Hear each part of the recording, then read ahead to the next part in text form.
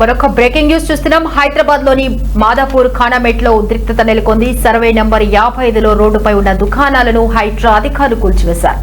ఇక్కడి అర్ధనారీశ్వర ఆలయం సమీపంలోని నిర్మాణాలను కూల్చివేస్తుండగా ఆలయ కమిటీ సభ్యులు, పూజారులు, స్థానికులు అడ్డుకునే ప్రయత్నం చేశారు. ఈ నిర్మాణాలపై స్టేటస్ కో ఉందని, అయినప్పటికీ హైడ్రా అధికారులు కూల్చివేశారని స్థానికులు ఆవేదన వ్యక్తం చేశారు.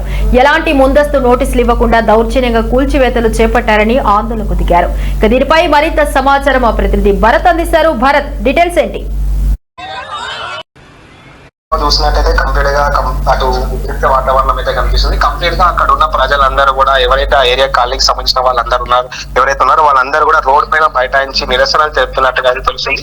వాళ్ళకు ఎటువంటి ఇన్ఫర్మేషన్ ఇవ్వకుండా డైరెక్ట్ గా వాళ్ళు సొంతంగా వచ్చి నోటీసులు కూడా ఇప్పటివరకు ఇవ్వకుండా వాళ్ళు కూల్చివేతలు మొదలు పెట్టినట్టుగా అయితే తెలుస్తుంది. అయితే అది అక్కడ జరుగుతున్న పనులు ఏవైతే ఉన్నాయో అవన్నీ తుది దశలోనే ఉండగా వీళ్ళు ఎట్లా కూల్చేశారని చెప్పి కూడా అక్కడ ఉన్న ప్రజలందరూ కూడా వాళ్ళ బాధను అయితే వ్యక్తం చేస్తూ వాళ్ళు రోడ్ పైకి అయితే రావడం జరిగింది. అయితే ఇక్కడ ముఖ్యంగా చూసుకున్నట్లయితే అక్కడ అర్ధనారీశ్వరి ఇదంతా కూడా ఆలయం టెంపుల్, అక్కడ అర్ధనారీశ్వరి ఆలయం సమీపంలోని ఇదంతా కూల్చివేతలు స్టార్ట్ అయినట్టుగా తెలుస్తుంది.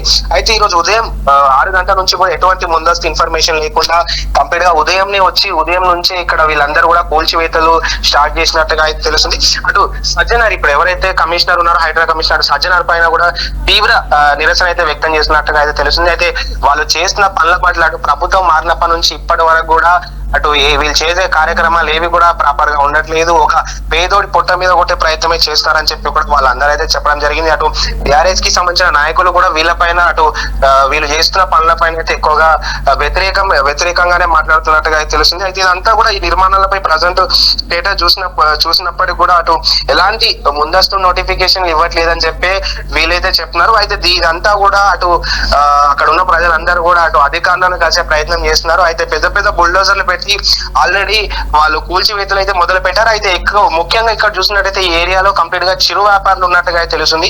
చిన్న చిన్న వ్యాపారాలకు సంబంధించిన షాప్స్ అయితే ఉన్నట్టుగా తెలుస్తుంది. ముఖ్యంగా వాళ్ళు వాటిని టార్గెట్ చేసి కూల్చేయడం అనేది కూడా అటు మమ్మల్ని రోడ్ పైకి తీసుకొచ్చే ప్రయత్నం ఉన్నట్టుగా అయితే తెలుస్తుందని చెప్పి కూడా వాళ్ళు చెప్తున్నట్టుగా అయితే తెలుస్తుంది.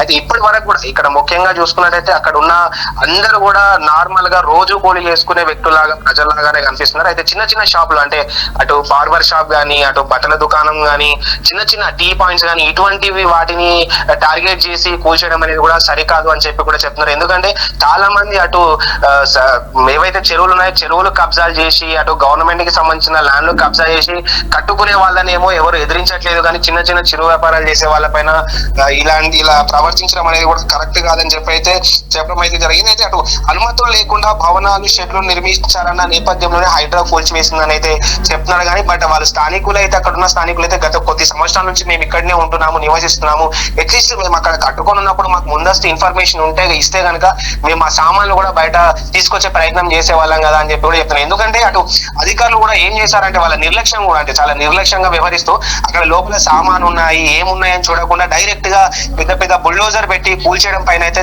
తీవ్ర ఆరోపణలు అయితే అటు చేస్తున్నట్టుగా అయితే తెలుస్తుంది. అయితే దీనికి సంబంధించి అటు హైడ్రాకి సంబంధించిన కమిషనర్ ఎవరైతే ఉన్నారో రంగనాథ్ మాట్లాడాలి, ఖచ్చితంగా మాకు ప్రభుత్వం కూడా, ఇప్పుడున్న ప్రభుత్వ పెద్దలు కూడా మాకు న్యాయం చేయాలి, లేకపోతే మా ఈ నిరసన ఇలాగే కంటిన్యూ చేస్తామని చెప్పి కూడా వాళ్ళ బాధితులు అయితే చెప్పడం జరిగింది. అయితే ఇప్పటి వరకు కూడా వీళ్ళకు అటు ఎటువంటి హామీ కానీ వాళ్ళతో మాట్లాడి చర్చించే ప్రయత్నం కానీ అటు రంగనాథ్ చేయకపోవడం పైన ఇంకా తీవ్ర విమర్శలు అయితే వస్తున్నాయి. అయితే దీనికి సంబంధించి ఇంకా ఈ కూల్చివేతలు కూడా ఇప్పటి వరకు అయితే కొనసాగుతున్నాయి. అయితే రేపటికి దీన్ని అంటే ఎలా ఉండబోతుంది అన్నది చెప్పి కూడా అటు వేసి ఉండాల్సిందే Ritu. Okay, right, thank you.